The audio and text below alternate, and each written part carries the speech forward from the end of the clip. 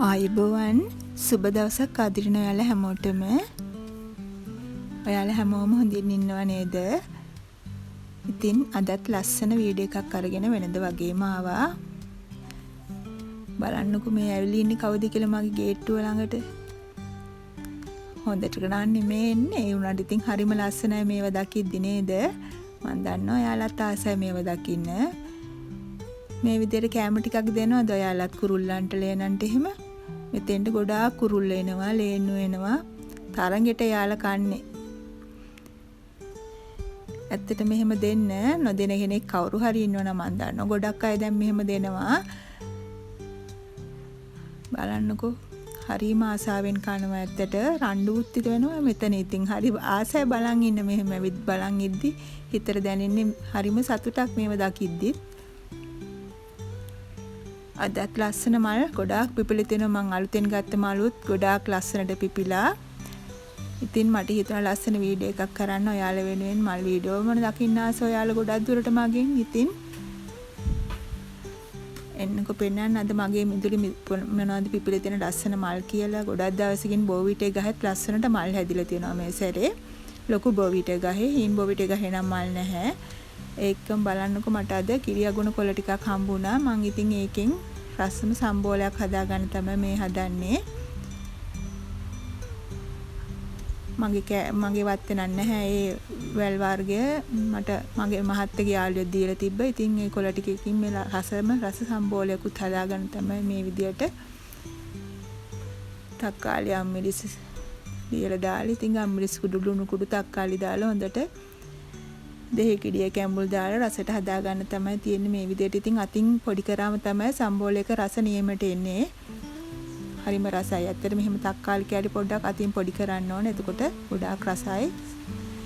සම්බෝලයක් ගොඩාක් රස වෙනවා එහෙම වුණාම.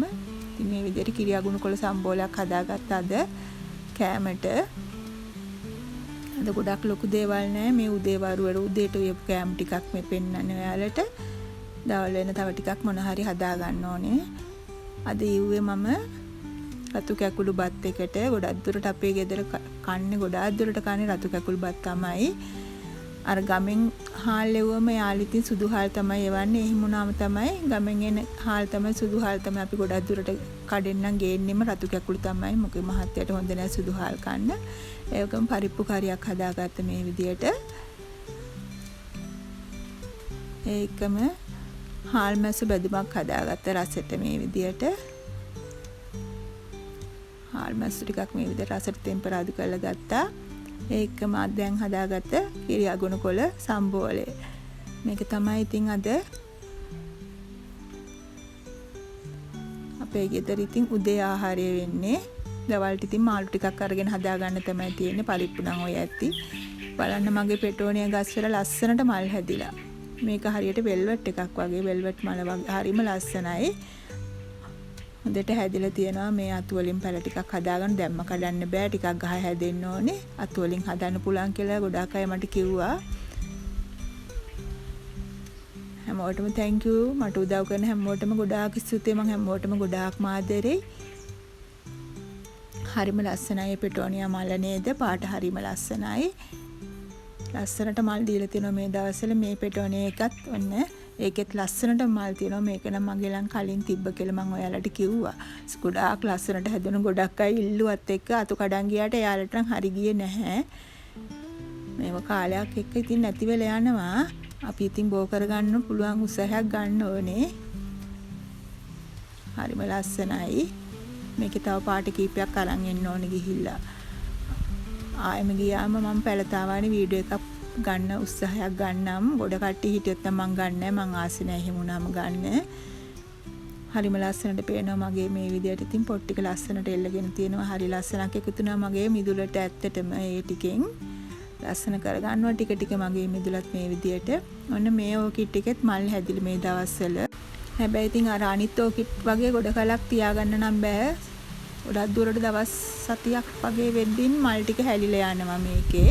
හරිම ලස්සනයි. ඉතින් මේකෙත් ලස්සනට මල් කිනිති දෙකක් තියෙනවා. මීට වැඩිය හැදෙනවා. ඉස්සරහට තව හැදෙයි. හරි ලස්සනට මල් කිනිත්. දැන් මේ අද පිපිලා තියෙන එකයි මම ආයෙ පෙන්නන්නම්කෝ. මල් කිනිති දෙකම පිපුණම ලස්සනයි. මේම මේක පල්ලෙහාට එල්ලෙන විදිහට තමයි ඒ මල එන්නේ. නිසා නිකම් මේක අර හැංගින් එකක් විදිහට හදා ගන්න ඕන ප්ලාන්ට් එකක් විදිහට. ගහකට සම්බන්ධ කරලා හදන්නත් පුළුවන් පොල් එලි තියලා පල්ලෙහාට ඉතින් එනවනේ. එතකොටත් මේ විදිහට මමත් මේ දොඩම් ගහේ තමයි එල්ලගෙන තියෙන්නේ මේක. පොල් එලි වල හදාගෙන ලස්සනයි ඒක. අන්න ඒකෙත් මල් කිනිති දෙකක්ම දීලා තියෙනවා මේ දවස්වල. එක කිනිත් එක තමයි මල් පිපිලා තියෙන්නේ ඒකෙත් බාගෙට. මේක තමයි අලුතෙන්ම පිළිතෙන මගේ ගාඩන් එකේ මල් ඕකිඩ් එක. ඕකිඩ් වර්ගයක් මේක. මේකේ තාම මේ ලස්සන කිනිත්තක් තියෙනවා. මල් තව පිපුන්නේ නැහැ. මම පිපුණොත් පෙන්නන්නම් ආයේ වීඩියෝ එකකදී.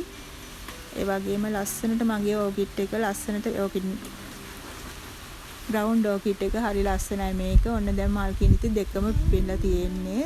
මේකේ මම මල් කිනිත් නම් දැන් ගොඩාක් පිපිලා හරි ලස්සනයි. ඇත්තට ඒ කුට් ටික හරිම ලස්සනයි. හරිම ලස්සනයි පාට. ආසයි දකිද්දී.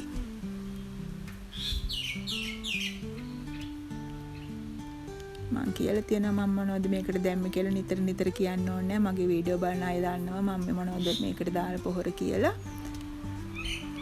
ලස්සනයි. ඇත්තට මගේ මල් නැතුව තිබ්බේ ඕකිඩ් වල. දැන් නම් හැම ගහකම මල් තියෙනවා. මල් කිනිති තියෙනවා. මේ දම් පාට එක තාමත් තියෙනවා පේනවනේ. තාම මල් කිනිති ඒකේ 4ක්ද කොහෙද තියෙනවා. ලස්සනට මල් දෙනවා ඒකේ. හරිම ලස්සනයි. කහ පාට එකේ නම් දැන් එක කිනිත් එක තමයි තියෙන්නේ. දැන් ඉතින් ඒකේ සෑහෙන මල් දුන්නනේ. අන්න ඉතින් ආයෙකට සාත්තුවක් දෙන්න ඕනේ. දාස්පතියා මල තාමත් දැන් පිපීගෙන එන්නේ. තව මැද හරිය චුට්ටක් පිපෙන්න ඕනේ. ඇත්තටම මාර්ම ලොකුයි මේ මල.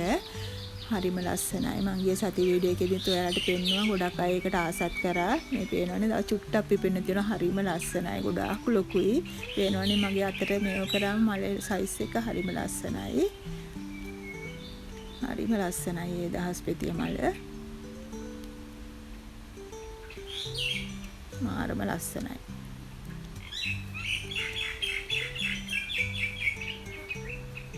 මේ ඕකිඩ් එකෙත් ඔන්න ලස්සනට මල් තියෙනවා. මේකේ නම් ඉතින් ඇත්තටම හැමදාම වගේ මල් තියෙනවා. හරි ලස්සනයි ඒකත් ඇත්තටම.